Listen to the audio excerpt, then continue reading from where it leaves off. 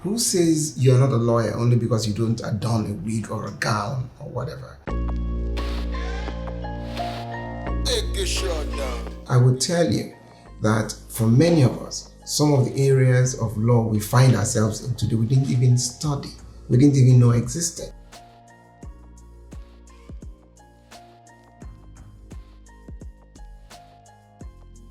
At the back of my mind, I made myself one promise that whatever I do must answer to international best practice. From the get-go, I told myself that the lawyers I was going to hire were going to do their own work. Until today, there are no secretaries. If you come in, there are no secretaries in this office. You are accountable for your work. Location was also going to be important. If I were going to attract the type of clientele I was thinking about, I was still in my 20s, late 20s at the time. I had to be visible. I was living in Surulere at the time. And some people say, oh, why don't you just convert one room in your house? I said, that's not my thinking. So we've got one on number 16 Alhaji Konike, close, Southwest Ikoyi. And I think if records don't fail me, it was perhaps the first commercial law firm in Ikoyi. Oh my God. I targeted a market that was at that time the exclusive, almost preserve of expatriates. If you're going to deal in that market, the minimum you owed yourself and your clients was to be at least be let into the room. And your appearance was just as important as the substance you carried. And thankfully, with the background of Chris Umanjo and Co., I crossed one crucible easy, which was, he must know something. I actually started out life as a litigator. I wanted to be a litigator. My aspiration was to probably be a senior advocate at a very young age. Litigation is a calling, in a way, it's a calling. If the environment permitted, yes, I would have been a litigator. You know, I think there's scope for brilliant litigators. When I first started practice, you know, I used to be enamored by, I used to watch Harry Lardner, you know, Chioke Ajayi, Chief Efari Williams. You know, they're the ability to think on their feet, the way they analyzed and argued, you know. So I really looked forward, and in my when I was young, you know, there was this legal series, Perry Mason. That was one of my favorite TV shows, Perry Mason, and I loved it. And so at the back of my mind, you know, I used to see lawyers like Perry Mason, you know, and things like that. And a few years ago, you know, funnily enough, there's a Justice of Supreme Court that's my very good friend, and she was telling me that Asue, I think you should come back into litigation. And I actually thought about it. For a second. And it came, you know, what just stopped me was I had to balance my life today. If you're going to be an out and out litigator, you're not going to have much time for the corporate side of life. So at that time I was on about 8 boards. Whoa. I was chairman of 4 of the boards, you know. That I had to give all of that up, or a chunk of that, to be able to come back to be a successful litigator. Because litigation is body and soul. It's truly body and soul. It's a calling. It's a calling. It's truly body and soul. And so I wouldn't have been able to have the life I'd already gotten accustomed to. You know, as a corporate lawyer, I can combine those things with my corporate work easier than as a litigator. I wanted to be a good lawyer, I wanted to be successful, and more importantly, I also wanted to build a firm that will outlive me and will sustain, that other people will be better than me in the firm and take to greater heights. So to do that, you needed to work so hard that it'll hurt. And you needed to be clear that you are not going to be greedy. You couldn't afford to do that and be greedy.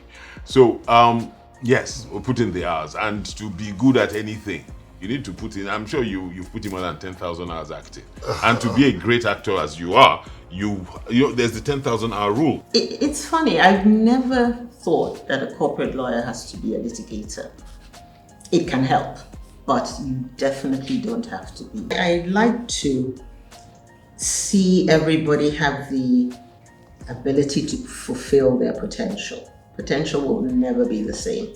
Just make the best of everything you have, but just keep building on all the potential that you have. And, you know, your version of success will always be your own version, but whatever it is, strive for it. I think a lot of people are doing law, but I don't know if they're staying in, because we have so many young men come in and they take off to do business or set up their own law firms, which is fine, and then move on to do politics and so on and so forth. So I'm a little bit curious to see whether this is in fact, whether my sense is correct. I guess in a sense, I would say I'm a better corporate mentor than I am an individual one. The mentorship can be in many shapes and forms. So clearly when I was in the firm, I like to think that I mentored some of my female associates and so on and so forth. And to the extent that many of my partners are now female, I think I'd like to say that I can take a little bit of credit for that. I don't know whether it's completely true or not. Decide that you want to be an expert at something and really spend your time working at it. Take the comments, take the criticism, and learn to be confident in your abilities. I was not a science student at all.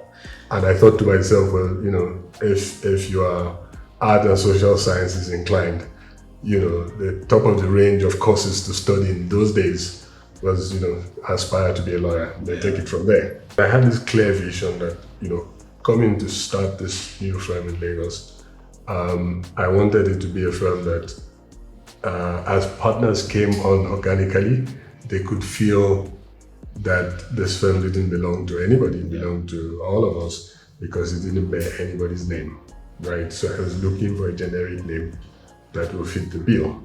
And the more I looked and thought and wrote and slept and woke up, nothing was coming. So I just stopped thinking about it. And honestly, one day I was driving and I just had detail. It was just me. I started in Lagos, 200 square meters of office space in Bull Plaza in Marina. And people came in there and they looked at the 200 square meters and they said, when are you going to show this place? Because it was just me, one youth corper and one support staff. My goal was always to grow a firm organically. And I'm just someone who believes that things should grow organically, right? And after a year or two in Lagos, a few people came, they approached me and they said, why don't we merge our efforts? So I probably had about 3 to 5 conversations. Not sure if it was something I wanted to do, but somewhere along the line, the conversations either petered out or we both agreed that we couldn't work together. Contribute our knowledge to further develop the standard of practice and to mentor as many young people as possible. A lot of things are happening now around the area of legal practice for Nigerian lawyers. Vis-a-vis foreign lawyers coming into play. We just don't keep quiet and say, we are comfortable. No. We have a stake in the future of this practice, so that even though with globalization, lawyers follow their clients, it has to be negotiated in a way that it is a win-win for both Nigerian qualified legal practitioners and the foreign counsel that deliver legal services to their clients who come into doing business in Nigeria. So you become involved in that conversation to secure for the younger ones coming behind you.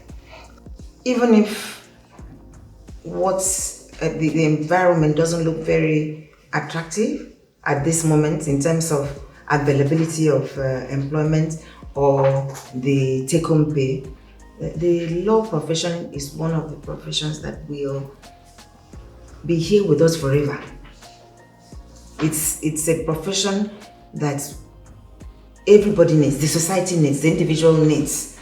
Talking about rule of law on its own, that is not related to having to do a transaction for purposes of making pecuniary gains, that the society needs the law, and the lawyers are the ones who advocate those values of society. So there will always be work for lawyers. I tell people that everything that's happened to me has happened because of the law. Has happened because clients came into the firm recognized what I was doing, recognized that I was good material for sitting on boards. And so will I walk away from that thing that actually set me up for the future? The answer is no. And I've spent a lot of time mentoring and talking to people about opportunities and sitting on boards. And what I say to them, my standard line is, be the best at what you are doing. People recognize you for being the best at what you do. They don't recognize you as being a director material on the board. They recognize you as being, he's a great lawyer, he's a great consultant, he's good at what he does, he has people skills. And then they take a look at the board and say, we're looking for an independent director. Who's that person that we want to identify? Oh, they say there's this good lawyer that they know, ethically does all the right things, great corporate lawyer, great litigator. They say, oh, by the way, we do have an opening for that kind of person on our board. So you don't go out there saying to your advertising to say that, oh, I want to sit on boards. But if you are great at what you are doing, actually that recognition will come and you'll be surprised at how many boards you get invited to sit on. The lawyers I respect the most are people who have both skills, an ability to do litigation, an ability to come into a corporate meeting and engage the same way that some of us who, that's all we do. And so if I had to redo it all over again, I actually wouldn't leave litigation that quickly. I would have stayed. Doesn't mean that I'll continue it, but I think that a deeper understanding of how litigation affects, litigation strategy, for instance, affects what we do on the corporate commercial side of a firm, so that you don't quickly rush to judgment. Going into practice, I did start off, for a few years going to court, but it's absolutely nothing like what you see on TV. When you're a litigator, it's not just about getting up and going to court. There are lots of rules and regulations which you need to abide by, when you go to court, and you need to understand those things. You need to have them, second nature to you. And that's part of what makes an excellent litigator as well.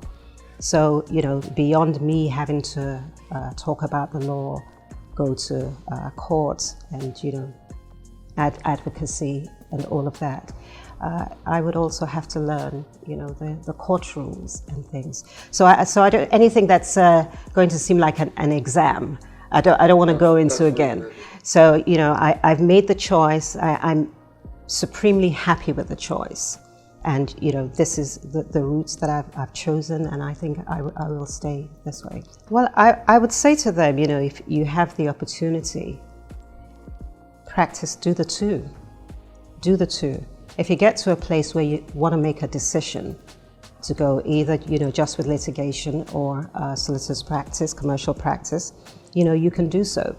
But not having had the opportunity to practice either one, not having had the opportunity to practice litigation, I would think that there would be something missing. I think that it's helpful, even in the way that you think as a lawyer.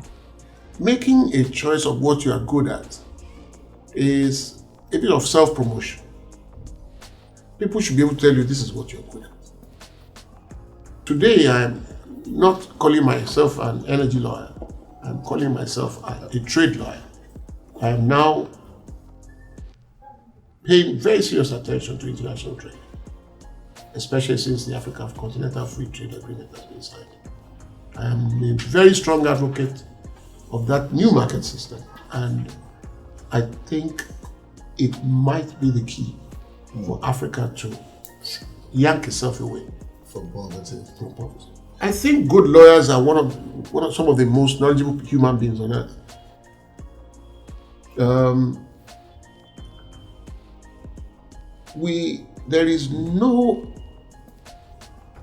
There's no sphere of human endeavor from which we're excluded. None.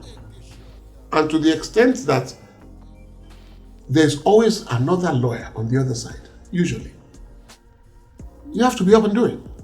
Now that puts the lawyer on his toes all the time. And that's why we're always reading. That's why we're always finding out what's going on. Because you have to beat someone. You have to top someone. You have to trump someone. Even in a commercial transaction.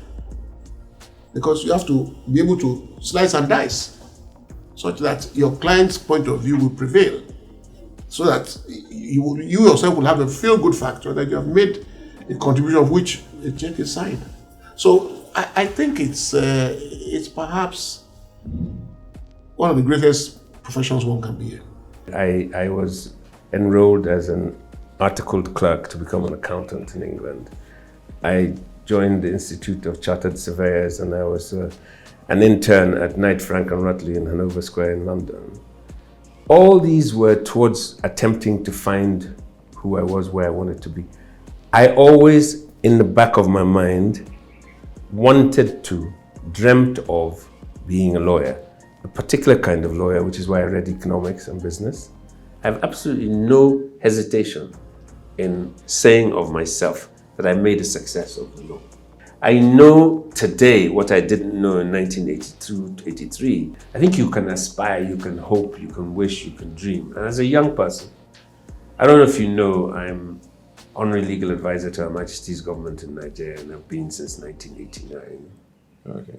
And the firm did a lot of work that could qualify as diplomatic related work. And as a kid, as a younger person, it was not unusual to hear me say, I would like to be Nigeria's High Commissioner to the Court of St. James. Okay. And that's where it was left. It was, made no effort to be anybody's High Commissioner or Ambassador. Okay. It's fair to say that it just came.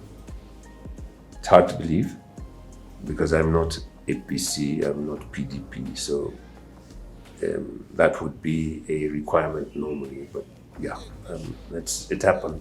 I welcomed it, I embraced it with both arms. I grew up in a legal family. My dad, my uncle had an affinity towards the legal profession. While in the law firm that I practiced in the early 90s, I felt this is what I want to do.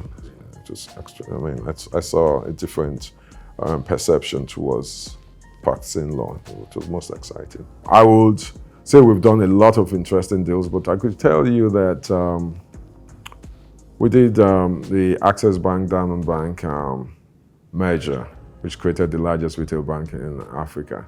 We always strive to do first of its kind. My partners, the lawyers at the firm, they are the ones that project me to be in that space, to be recognized. I perhaps come out as the guy that executes, but they prepare me to be recognized. So it will be unfair for me to go about thinking I'm such a superstar when they are really the stars. The smart guys are behind me.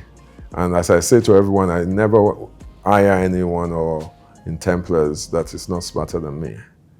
I am part of the team, one of 15 partners, right? Templars does not run with me. That has been a long time, that has passed. Templars runs without me. There are times I'm not in the country for 2 months, and the firm is doing very well. BIGWIG as a concept, the way I understand it, I think it's timely. We are at a time where we must highlight the fact that there is more to law than courtroom advocacy. And so for me, when I heard of the concept, the BIGWIG concept, it was an aha moment.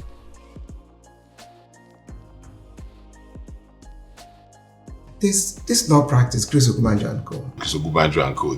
Well, in a sense, that was done for me because Senator Odomo was at Chris Ogunbanjo briefly. I have one name that always stands out, Chief Chris Ogunbanjo. You cannot talk about commercial law practice in Nigeria without talking about Chief Ogunbanjo. My father was a reverend. Yes. And he wanted to have a child who is a lawyer. Oh, okay. There you go. That was how I went to London in 1950. Okay. And I went by boat. There are lawyers who sit in their office and people come to them to seek their legal advice. Chris Oladipo Ogunbanjo was a pioneer of this type of practice. I started my career as a lawyer. Much of the fortune and the success I have today can be related to Chris Ogunbanjo. He happened to be he had decided against the run of play with all the other lawyers of his time who were into litigation and so on and so forth. But he went into commercial practice. So he was literally the one man standing when the whole commercial field blew up and all the expatriates were leaving. The first time I heard about him as a person was in 1950. He had qualified as a lawyer, and he will be the first lawyer from the mother's community. By the time Nigerianization came, he was already well prepared and well positioned to take advantage of it. And as far as commercial legal practice was concerned, there was a consensus that Chief Christopher Ogunbanjo was really the doyen, which was why I was intrigued by him. And I mentioned his name to my father, who was then in the Supreme Court. And my father confirmed that he was somebody of impeccable reputation, impeccable integrity. I had left before the Izazon decree, but the part that was active when I was there was when we were starting the stock exchange. And it was a new thing here. We had to do prospectuses, and nobody had done it here before. So Chief and Mr. Gamarello Nosode had to go to England to see how these things were done. And at that time, new issues, programmers were new, were just coming up. So every issue you see, so the issue, Christopher Ogunbanjo. So really he was like the father of the legal section of the capital market at the time. Well, I think you'll find that most, in fact, literally 90% of them who passed through the firm merely emulated his style. It wasn't something that he would call you and teach you. Once you have the desire to learn, you gravitate towards him and you'll pick it up. So the Ighodalos of this world, the Domas of this world, the Etomis of this world, they all learned from him in that way. So here I stand before you, my life's work exposed. Yeah, call me a bigwig, I'm with the bigwigs, yeah, we doing big things, yeah, we are the bigwigs, If you wanna be a bigwig, well let me show you. You ain't gotta follow tradition for them to know you. You don't have to step into courtrooms and cover cases. You can help people follow the law before they break it. Normally, Lady Justice is blindfolded. She has a sword she's holding, so she can be fair to all men. That is the principle of justice, that judgment should be fair. It should apply to those deserving, its justice should be clear. But through the big wigs, Lady Justice opens her eyes. To help you see a better path, she drops a sword to the side. And many people think the laws are made for after we quarrel.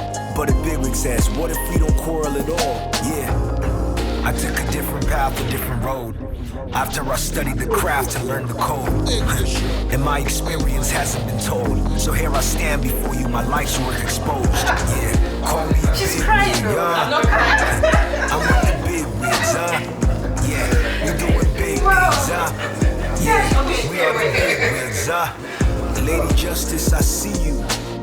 Thank you for making an exception for the big wigs, yeah.